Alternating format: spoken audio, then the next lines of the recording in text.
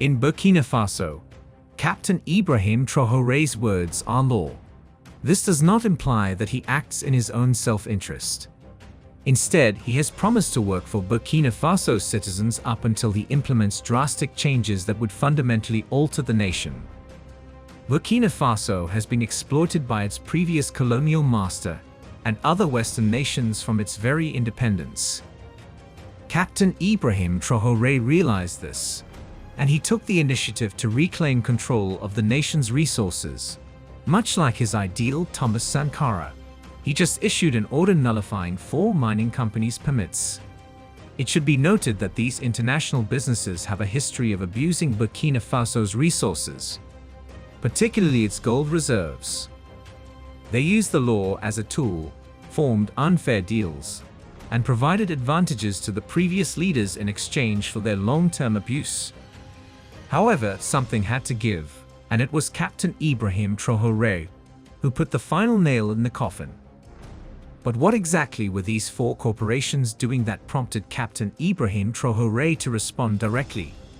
What obvious action did they take that infuriated Traore to the point where he revoked the permits? In this video, let us learn more about that. Burkina Faso encountered structural impediments that precluded the country from making significant investments in its own gold mining industry following its independence in 1960. It was heartbreaking, but France had prevented it from investing in anything. As a result, Burkina Faso's gold reserves attracted the attention of foreign Western corporations. Similar to several underdeveloped countries, Burkina Faso faced structural obstacles such as inadequate financial resources, technological limitations, and insufficient knowledge of large-scale mining operations. Exploration, infrastructure, and equipment required large upfront investments, making gold mining frequently a capital-intensive industry. Burkina Faso may have made an investment if it possessed reserves of capital, and today's situation would have been very different. However, the reality is that there was none because France essentially destroyed everything before departing. Due to Burkina Faso's difficulties in the past, global Western businesses with superior financial and technological know-how have been drawn to engage in the nation's gold industry. As a result, neither the local populace nor the business community ever felt motivated to make investments in their own nation's mining industry for the sake of both the nation and themselves. It was imperative for the government to acknowledge its limitations and promote foreign direct investment inside the gold mining sector. To entice foreign investment, governments provided tax advantages, advantageous regulatory environments, and other concessions to foreign corporations as incentives. It's possible that the Burkina Faso government saw foreign investment in the gold industry as a way to meet objectives for economic development, such as generating income, creating jobs, and enhancing infrastructure. However, it was unaware that these agreements would trap it indefinitely. The well-connected Western businesses used their networks to get access to foreign markets for Burkina Faso's gold. However, this benefited the foreign corporations more and contributed less to the nation's economic growth and foreign exchange gains. In Burkina Faso, early prospecting began before the year 2000. The nation, which is in West Africa, has a long history of small-scale gold mining and has geological characteristics that make gold deposits possible. When the nation's gold potential came to light in the late 20th century, smaller mining operations and a variety of prospectors began exploring the area. Early findings suggested significant gold reserves, which stoked curiosity about large-scale mining. Burkina Faso acted decisively after realizing the economic possibilities, particularly in the gold mining industry. To improve the climate for foreign investment, the government implemented legislative and regulatory changes at the beginning of the new millennium. These changes created a clear legal framework for mining operations, expedited the permit application procedure, and defined property rights. Later, Burkina Faso's changes were leveraged by a multinational corporation with Western involvement. It was a pivotal moment for international firms when Uyghur Mining began its operations in the nation, specifically at the Hyundai gold mine. In the latter part of the 2000s, Etruscan Resources, an additional foreign player, entered Burkina Faso. Etruscan gold mining and exploration efforts fueled Western corporations' increasing interest in Burkina Faso's gold reserves. The subsequent Endeavour Mining acquisition of Etruscan Resources solidified the company's position in the area. Subsequently, in the 2010s, Burkina Faso was entered by Semaphore, a French-connected Canadian mining business. By concentrating on the Mana gold mine, Semaphore increased the nation's ability to produce gold. It did, however, profit more from the mining of gold, shipping large quantities of gold to Canada, at the expense of the local populace. In the 2010s, Roxgold, a Canadian company with its headquarters in Toronto and strong ties to France, became a major force in Burkina Faso's gold mining industry. By running the Yaramoko gold mine, Roxgold expanded the range of foreign businesses that Burkina Faso supplies gold to. Now that Captain Ibrahim Traore was aware that these foreign corporations owned the majority of the nation's gold mines, he made the decision to revoke and remove permits. This was carried out to guarantee sustainable exploitation and preserve the area's natural riches, especially gold. The purpose of this action was to stop the overexploitation, resource depletion, and environmental damage that come with large-scale mining operations. Permit cancellations were a response to environmental issues like habitat damage from mining activities, water pollution, and deforestation. Reevaluating the mining contracts and permits to make sure that the financial benefits are dispersed equitably may also be a justification for terminating the permits. Renegotiating better conditions for the nation, guaranteeing a fair part of royalties and earnings, turned to cancelling permits as a tactic. Not only that, but Traore's actions were also supported by the general population. Add your voice to the liberation of Africa by leaving a comment in the comments section below. Don't forget to like this video and subscribe to this channel for more informative videos like this one. The government's decision to revoke mining permits was influenced by social movements and political factors. It came to light that licenses were revoked by the government as part of a larger investigation of the licensing procedure. In addition to providing fair returns to Burkina Faso, this entailed tightening the requirements for awarding permits to ensure that businesses complied with better environmental and social standards. Which companies' licenses were revoked, though? First up is Roxgold, a Canadian firm with its headquarters in Toronto and close ties to France. The Yaramoko gold mine in Burkina Faso was actively operated by the firm. Uyghur Mining, a subsidiary of Endeavour Mining, experienced the cancellation of its permit. You should be aware that French participation is significant in Endeavour Mining, an international company with its headquarters located in London. It is in charge of the Hyundai gold mine's operations in Burkina Faso. Etruscan Resources and Semaphore, which were also a part of Endeavour Mining, were the third and fourth companies. When the directives to invalidate the permits were given, Captain Ibrahim Traore came under heavy criticism in France. It's noteworthy because he faced backlash for defending his nation's natural riches from French exploitation. Ibrahim Traore has done something genuinely amazing, regardless of whether it causes harm to anyone. Let's examine the specifics of these companies' actions that led to the termination of their permits nevertheless. Located in West Africa, 250 kilometers southwest of Ouagadougou, the capital of Burkina Faso, the Hyundai gold mine is one of the region's most notable development projects. The mine is a major producer of gold. Endeavour Mining owns 90% of the property, with the Burkina Faso government controlling the remaining 10%. Indeed, the nation possessing these gold resources, Burkina Faso, holds a mere 10% of the market. That was the outcome of the unfair deals made by previous presidents. It is important for you to be aware that 90% of the 31 million tons of proved and probable gold reserves are owned by a foreign corporation. With a development cost estimate of $328 million, Hyundai emerged as Endeavour's flagship low-cost mine by leveraging the existing infrastructure.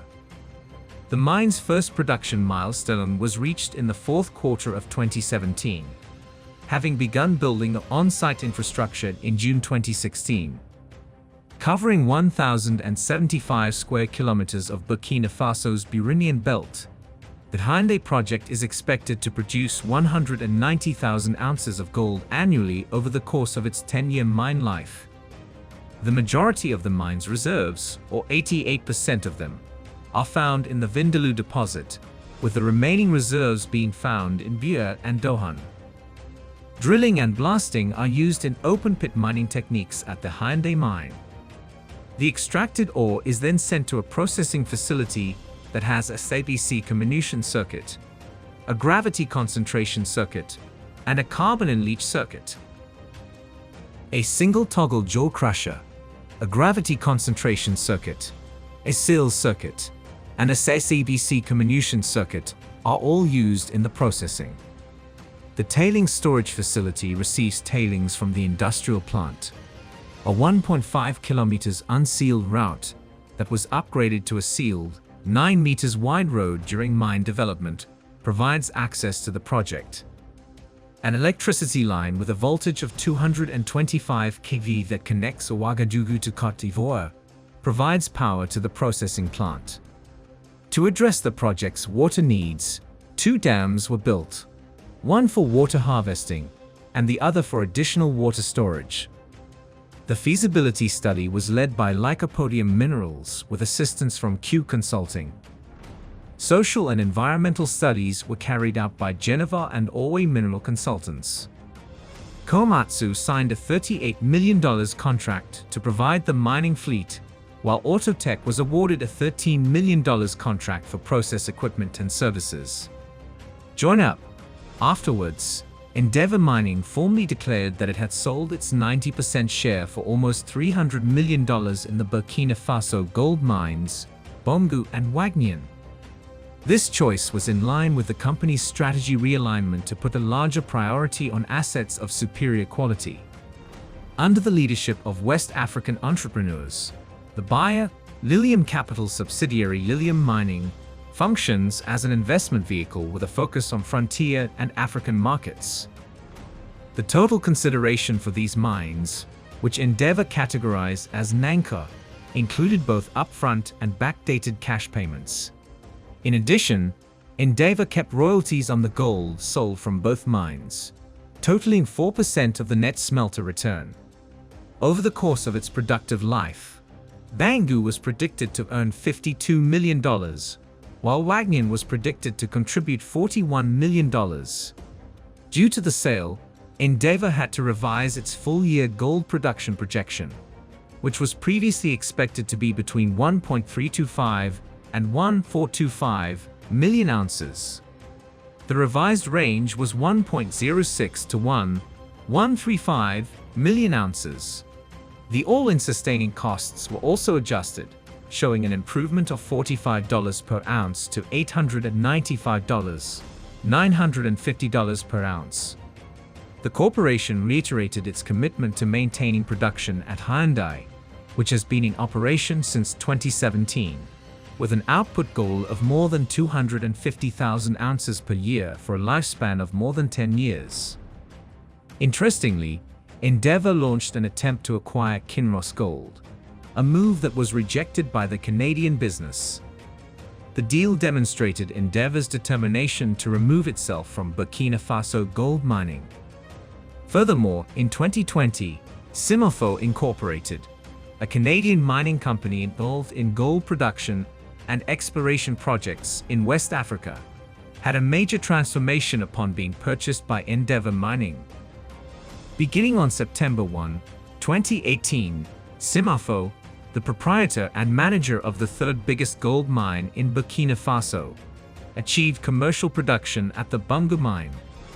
The company was listed on the Stockholm Nasdaq OMX and the Toronto Stock Exchange. Simofo was linked to a number of contentious events during its lifespan, There have been reports of severe local population suppression in Burkina Faso, Niger, Guinea, and other nations. It was accused of supporting Blaise Compaoré's corrupt administrations and the military junta that followed them in Burkina Faso. Semaphore was involved in efforts that broke strikes in Niger, where the people protested against the company's payment of what they saw as slave wages and the company's degradation of the local ecosystem. Semaphore also became well known for its suspected tax avoidance, with allegations of avoiding $9.6 million in taxes in Guinea. Semaphore operated the high-grade soot deposit at the Monomine, some 250 kilometers west of Ouagadougou, in Burkina Faso. The mineral resource, which was composed of Paleoproterozoic rocks from the Buramine basement rock, was found in the Houndé volcano sedimentary band. Next is Etruscan Resources, which was expelled from Burkina Faso as well, functioning as a Canadian-based manufacturing and development firm for gold. Through its 90% owned subsidiary, Burkina Mining Business SA, Etruscan Resources oversaw the management of the Youga gold mine in Burkina Faso. The business also held 2 gold projects at the feasibility stage. Etruscan Resources also had exploration properties spanning 9,000 square kilometers in Ghana, Mali, Burkina Faso, and Côte d'Ivoire. The Yaramoko mine is another mine in the southwest Burkina Faso province of Balai, which is part of the Houndé Greenstone Belt. In 2022, it produced 106,108 ounces of gold. The government of Burkina Faso owns 10% of these mines, with foreign corporations owning the remaining 90%. Earlier at the Russia-Africa Summit in St. Petersburg, Ibrahim Traore accused African leaders of being destitute. He claimed that his generation is unable to comprehend how Africa, with its abundant resources, should end up becoming the world's poorest continent. He inquired as to why African leaders journey the globe in order to beg. He does, however, hold Paul Kagame in high regard as a potential wise old man. Kagame has significantly more experience than Captain Ibrahim because he has been in power for the last 23 years. And Captain Ibrahim is capable of taking what he has learned from it and applying it to change Burkina Faso. Ibrahim Traore declared that resolving the nation's security issues takes precedence over elections for this reason. Following his cancellation of the business's permits, a Perth-based mining company revealed that, in reaction to Burkina Faso's decision to revoke an exploration permit for a gold find, it had hired a renowned arbitration law firm. However, the corporation will not benefit from this because the agreements themselves were unjust. As per the Mining Code's Article 113, you should be aware that the Ministry of Mines has revoked 119 exploration permits since the holders neglected to renew them when their validity period ended. What do you think about Ibrahim Traore cancelling all foreign gold licenses? Do you think this will make Burkina Faso citizens benefit more from their mineral resources? Tell us what you think in the comments section below, and please do not forget to subscribe. Turn on the notifications button for more informative videos like this one.